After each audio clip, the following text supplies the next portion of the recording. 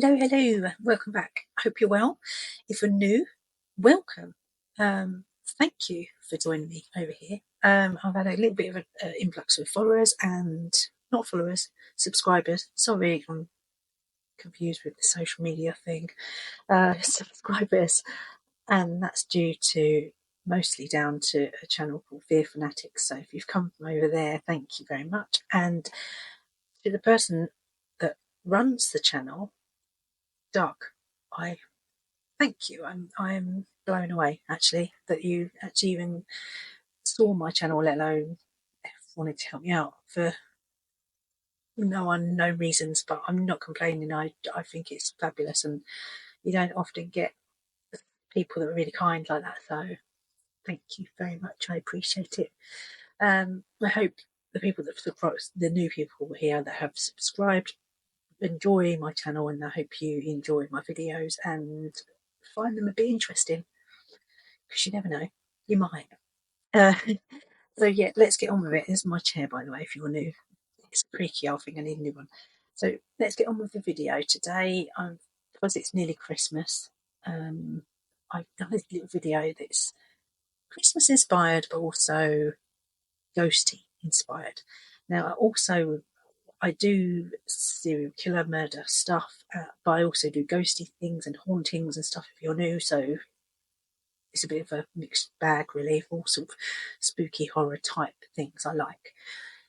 So this one this week is a ghosty inspired Christmas theme video. So I'll stop waffling on, we'll get on with the video, and I'll see you on the other side. Did you know that ghost stories are all the rage back in Victorian England? Tradition was spooky stories were told in the long dark evenings while sat around the fireplace.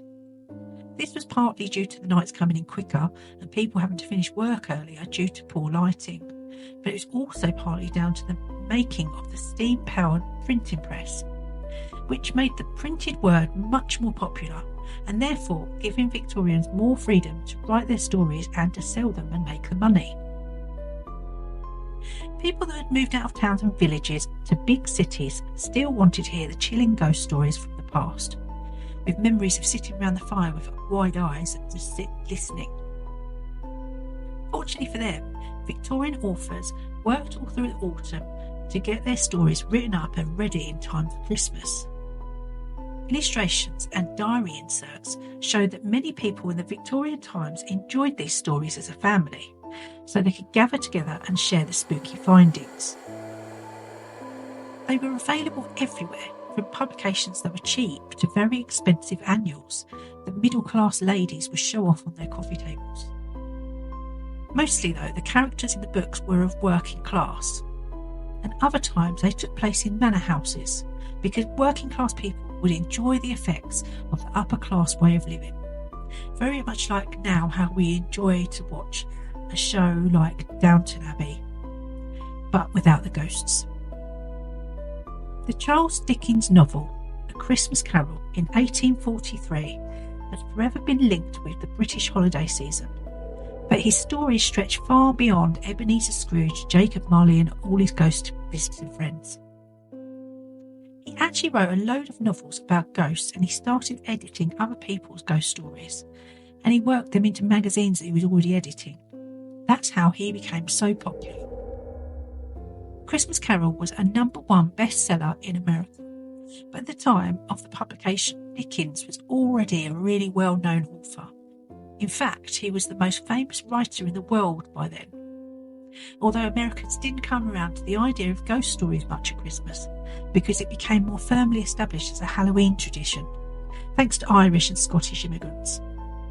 So, let's go ahead now and look at a few ghost stories to get you in the traditional Christmas mood.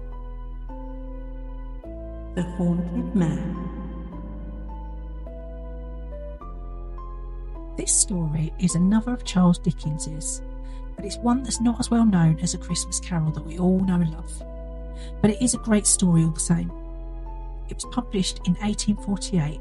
It's the fifth and the last of Dickens's great Christmas novels. Redlaw is a teacher of chemistry, and he often broods over doing the wrongdoings to him and grief from his past. attended by his servants, William Swidger, Swidger's 87-year-old father Philip, and Swidger's wife Millie, who serves as a cook and who, along with the father, helps decorate Redlaw's rooms with holly. Redlaw is haunted by a spirit who is not so much a ghost as his phantom twin, and is an awful likeness of himself, with his features and his bright eyes and his grizzled hair, and dressed in the gloomy shadow of his dress. This ghost appears and proposes to Redlaw that he can allow him to forget the sorrow, wrong and trouble that you've known, cancel their remembrance. The ghost also promises that Redlaw will have the power to bestow the same gift on anyone he meets. Redlaw's hesitant at first, but finally agrees. After the ghost bestows his gift, a child dressed in rags with no shoes appears in his house. He seems terrified of Redlaw and becomes his unwilling companion. The Bits live in their shop, which has been all manner of unsuccessful businesses in the past. They have many children and are quite poor. Mrs. Pettigrew comes home from marketing and confesses her deep shame that she fantasised about never having married Mr. Wood when she saw all the things that she could not afford. Redlaw has followed her inside the house, and he startles the couple. He inquires after their boarder, Mr. Denham, who is one of his students. Denham has been severely ill. Redlaw visits him and bestows his gift of forgetting all that Denham has suffered. When Millie arrives to tend to Denham, Redlaw has started to realise that his gift is more of a curse. He begs Denham to help him hide so that he does not curse Millie with forgetting her woes. Denham is rude and dismissive of Millie, who has been his faithful nurse over the course of his illness. Redlaw is now horrified by how transport people are when they forget the pain in their lives. He pays a mysterious child to take him to the Swidgers. With no pockets to keep his coins in, the child puts them in his mouth. At the Swidgers' lodgings, Redlaw bestows his gift. The 87-year-old patriarch goes from doting on his eldest son, who is suffering from a fatal illness, to not recognising him at all. Redlaw is disgusted with all the misery that is caused by making people forget. He begs the ghost to remove the gift from everyone that he has infected, even if it means that Redlaw will remain forgetful. The ghost explains that the barefooted child is embodiment of Redlaw's curse of forgetfulness. When mankind cannot remember its sorrows, it becomes insensate and feral. The child is an example of what indifference reaps. Redlaw takes pity on the child and covers him as he sleeps. The curse is lifted, and all of his character's memories are restored. Denham apologises to Millie for being so dreadfully ungrateful. Redlaw realises that Christmas is a time in which, of all times in the year, the memory of every sorrow, wrong and trouble in the world around us should be active with us. He makes peace with his painful memories. The Turn of the Screw. This was first published in 1898. It was written by Henry James, and it goes something like this. Picture the scene. A group of friends gathered around a fireplace on Christmas Eve, ready to partake in one of their favourite holiday traditions, telling ghost stories. What comes next is one of the most notorious tales in Gothic fiction. The story of an English governess hired to take care of two young children who, after the death of their parents, are sent to live on their uncle's estate in Essex. It seems a simple enough job, doesn't it? But it isn't long before the governess starts to sense that something is off about the estate, including a pair of strangers, a man and a woman, who are seen skulking around in the shadows. She goes to the housekeeper, Mrs. Gross, for answers, only to discover that the couple that she saw were actually former employees, long dead. What's worse is that they seem to be very interested in the one thing that she's there to protect, the children. Now, before their deaths, Jessel and Quint spent much of their time with the children, Flora and Miles. And the governess becomes convinced that the two children are aware of the ghost's presence and influenced by them. Without permission, Flora leaves the house while Miles is playing music for the governess. The governess notices Flora's absence and goes with Mrs. Gross in search of her, and they find her on the shore of a nearby lake. And the governess is convinced that Flora has been talking to one of the ghosts of Miss Jessel. The governess sees Miss Jessel and believes Flora sees her as well, but Mrs. Gross does not. Flora denies seeing Miss Jessel and begins to insist that she will not see the new governess again. The governess decides that Mrs. Gross should take Flora away to her uncle in an attempt to escape Mrs. Jessel's influence. Left alone with the governess, Miles at last confesses that he was expelled for something he said, but cannot remember what he said or to whom he said it. The ghost of Quint appears to the governess at the window. The governess shields Miles, whose attempts to see the ghosts. The governess insists to Miles that he is no longer controlled by the ghost, only to find that Miles has died in her arms. The Legend of the Mistletoe Bride. Although the story of the Mistletoe Bride hasn't made it to screen yet, the true-life ghost story has been popular in England for generations. It's a must-have Christmas spooky story. The original story came from the tragic real-life death of Lord Lovell's bride at the Bramshaw House in Hampshire, England. The story goes that Lord Lovell and his bride-to-be were set to wed around Christmas, bringing parties from both families to the Lovells' estate in Hampshire. There, while hanging mistletoe throughout the house, the families came up with a wedding party game to help pass the time. The rules were simple. Lord Lovell's young bride was to hide somewhere in the enormous mansion, while the groomsmen set out to try and find her. Whoever located her first would be crowned the winner and awarded with a playful kiss under the mistletoe. Seems like fun, right?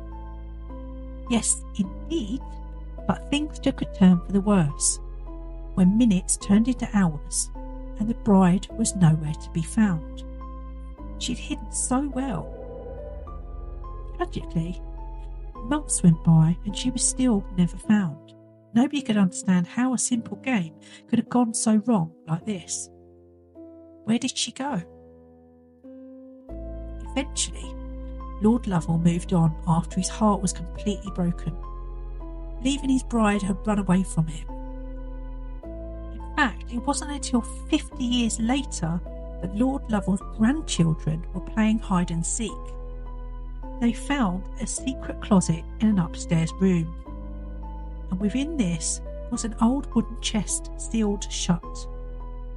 When they managed to prise it open, there lay the bride-to-be trapped in her hiding place.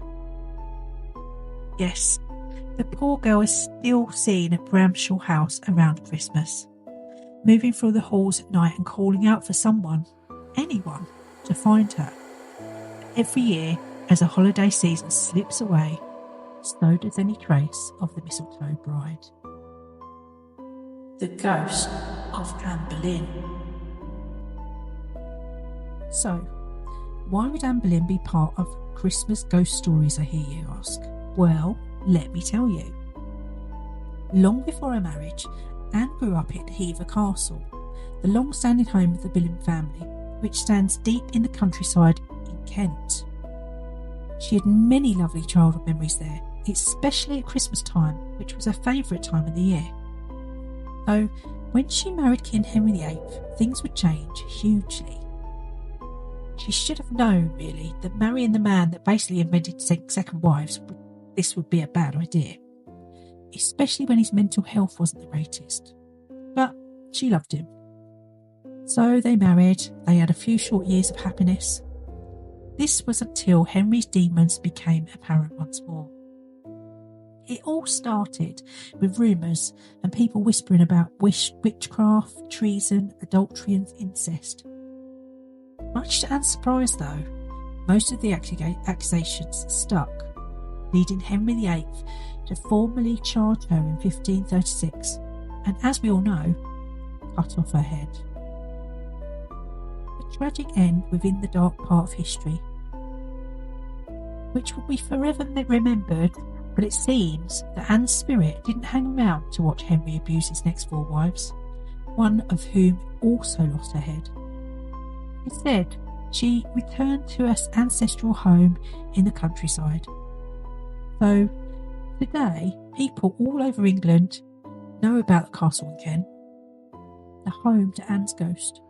In fact, she is still seen on the grounds to this day, wandering through the halls or across a bridge that spans the River Eden, which was her favourite spot. What really spooks me when it comes to this ghost story, though, is Anne Boleyn is only ever seen on her favourite day of the year, Christmas Eve. Next time you're sitting around at Christmas looking for a ghost story, remember Anne's story and how she made history the day she lost her head. So, if you're sitting there now wanting Christmas to be more traditional with ghost stories, join the club, because this is a Christmas that I could get along with. It's always a shame to think that traditions like this and this old have faded away, and now all Christmas seems to be is commercial. It definitely seems the tradition of Christmas has sadly lost its way. But next time you're wanting to get a bit traditional, tell a ghost story or two.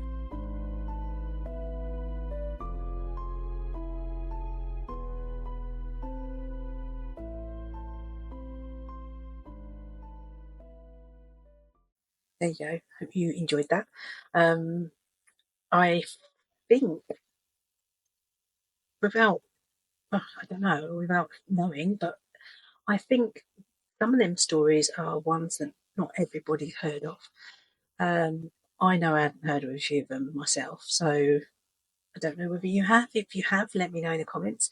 Turn the Screw, I've got the book, but other than that, apart from the Anne Boleyn thing, I know about the Anne Boleyn thing because I'm British, and everybody that's into ghosts and stuff knows about Anne Boleyn haunting. So, but I wanted to throw that in there just as a little bit of a, because it was at Christmas, it was their favourite time of the year and all of that. So that's why I threw that one in there. Anyway, I hope you enjoyed it, and I won't be here now for a week or maybe 2, because I'm going, obviously it's Christmas, so I'm going to be spending time with my family and doing family things, same as everybody else probably will be. So I'll see you when my next video, but when I come back in January, I'll be possibly doing a urban legend video as my first one, possibly. Also, though, I will be coming back and doing some murder videos, some serial killer videos, and some more ghosty videos, and everything in between. So, have yourself a great Christmas, and I'll see you again on the other side, literally, next year. Take care of yourself, keep smiling. Bye-bye.